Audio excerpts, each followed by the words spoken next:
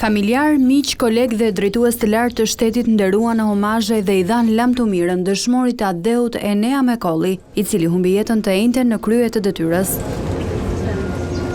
Homazhet u zhvilluan pranë qendrës kulturore Lazgush Poradeci në Pogradec, ku familjarët dhe të afërmit pritën ngushëllimet për humbjen e rëndë. I pranishëm në ceremoni ishte edhe presidenti Bajram Begaj, ndaj të cilit familjarët e të ndjerit kishin këtë kërkesë. Mos i dini kriminalët të merrni masa se po na i vrisnin rinin. Vejurit të Zot të vendit se i lanë këtë vend në dorë të kriminalëve, po sondoj kriminalët në çdo cep të Shqipërisë, nuk po dominon dot policia, dominon krimi. Në homazh morën pjesë edhe ministri i Brendshëm Besford Lamallari, drejtori i përgjithshëm i policisë së shtetit Skënder Hita, si dhe zëvendës kryeministre Albana Koçiu.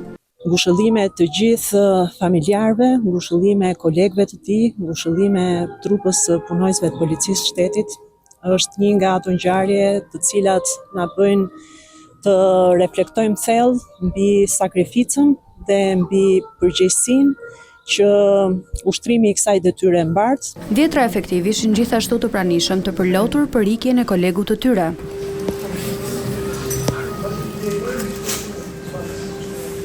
Mekolli do të prehet në varrezat e vendlindjes. Protokolli parashikon që dëshmorët e Adeut të prehen në varrezat në Tiranë, por ishte dëshira e familjes që për djalin e tyre të veprohej kështu. Efektivi kishte ndjekur rrugën e të vëllait për të veshur uniformën e policisë, i cili gjithashtu kishte humbur jetën për shkak të një sëmundjeje të rëndë.